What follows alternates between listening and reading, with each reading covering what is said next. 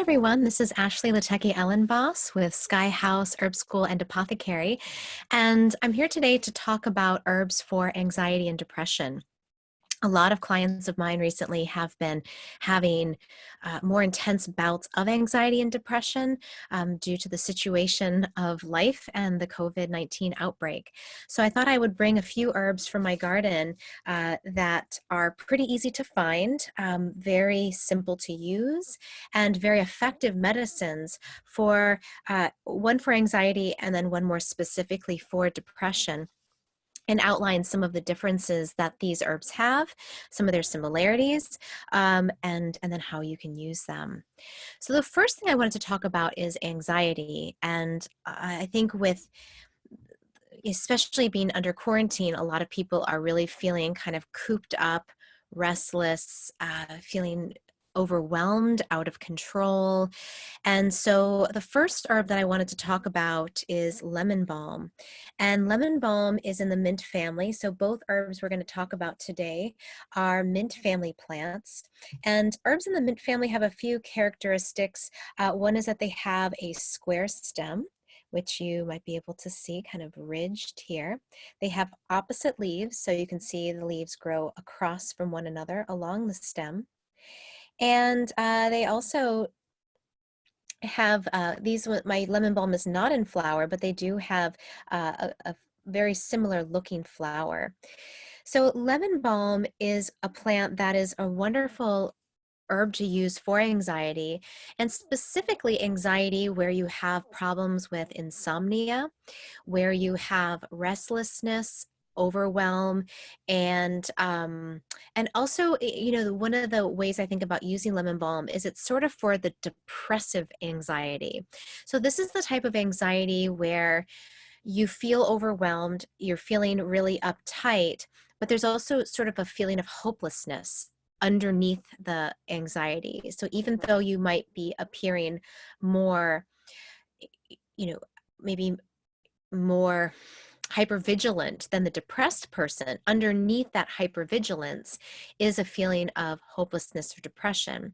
And so this herb, lemon balm, the Latin name is Melissa officinalis, and Melissa means of the bees. So this is a wonderful plant. The bees love it. It's a wonderful herb to grow in your garden for pollinators.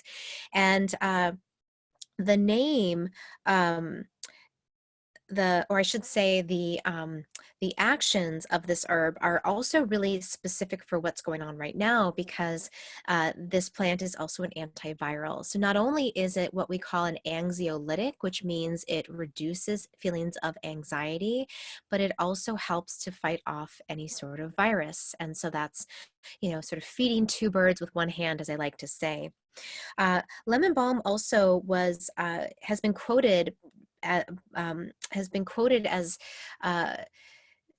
an herb that makes the spirits merry. And I first heard this from Nicholas Culpeper, who is an ancient astrologer, and you could think of him as like a medical herbalist. And I think he actually borrowed this from someone else, even earlier on.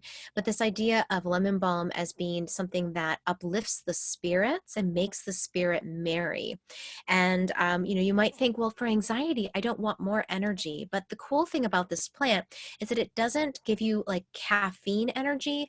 It actually reduces anxiety, and it works via the limbic system, which has a really strong regulatory activity on the mood and on your temperament.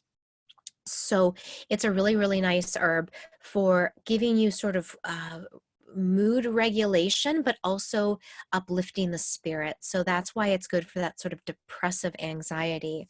There was a study that was done in 2011 where they showed that people who had elevated anxiety noticed a 15% reduction in overall anxiety, and then also a 42% reduction in insomnia.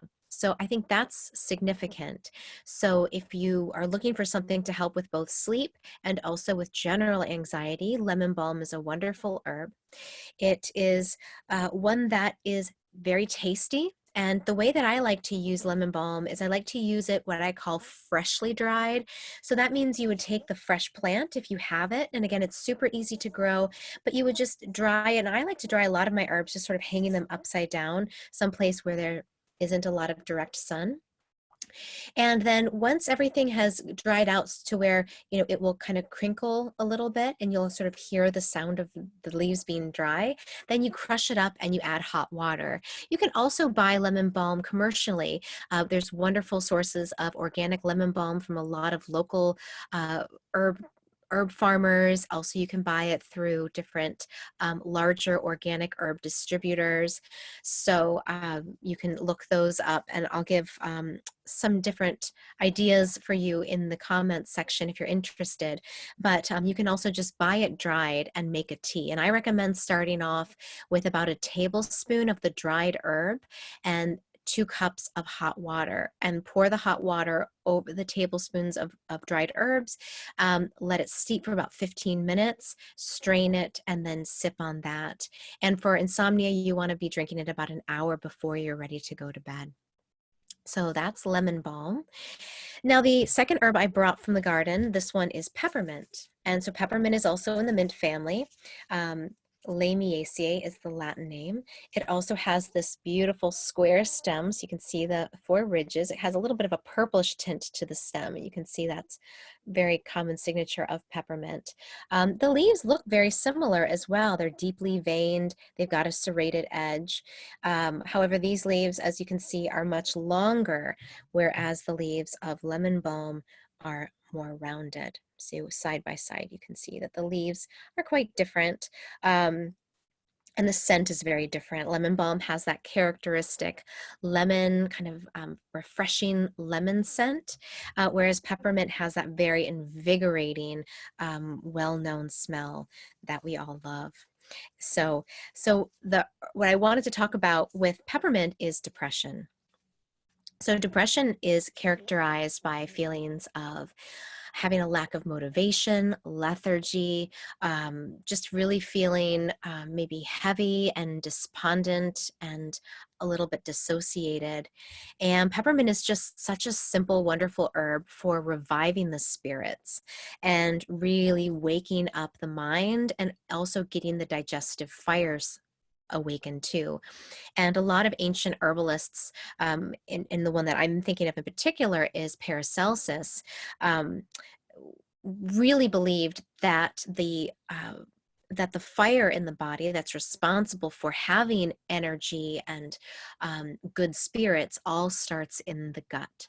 So if we're feeling really heavy and bogged down, if we can warm up the fire of our digestive system, that can also excite and increase more energy in the rest of our body. So peppermint does that. It excites the digestive system. It really awakens the digestive functioning, but it also has this scent and these volatile oils that are very specific for lifting the mood and increasing clarity. And the Latin name mentha comes from the word mind or thought.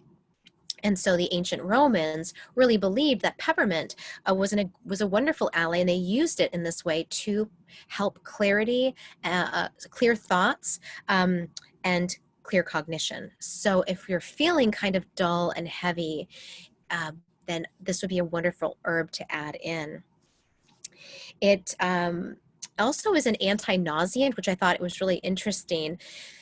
And thinking about, what is depression, just thinking about my own experiences with depression, kind of this sort of like everything in life makes you nauseous. It's like, just like you look at, like, you're even looking at like the cutest thing and you're like, it's gonna die one day. like this is all a big hoax. Like there's just this way that life can make us feel sort of like upset deep in the centermost place of our bellies. And so peppermint, being an anti-nauseant, can just sort of start to help us move out of that place where we start to see everything through this sort of very cloudy, negative lens, and start to actually start to see the life force and start to see the brightness and the beauty and the spark in things again. Peppermint can be used in a number of different ways.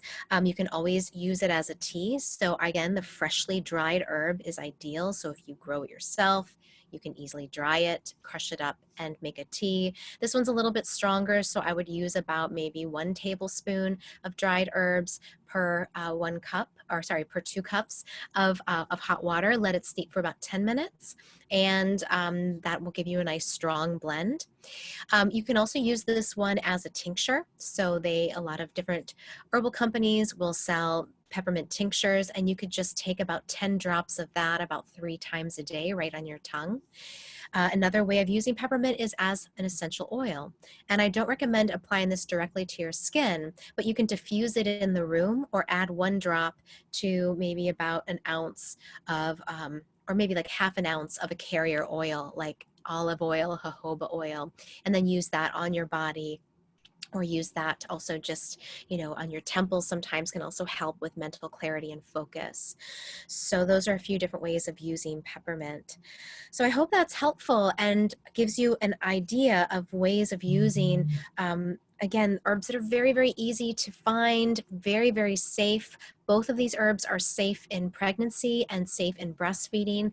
The only contraindication is really for lemon balm, the first herb I talked about, if you're on any thyroid medications. There are some studies that seem to point to lemon balm having a little bit of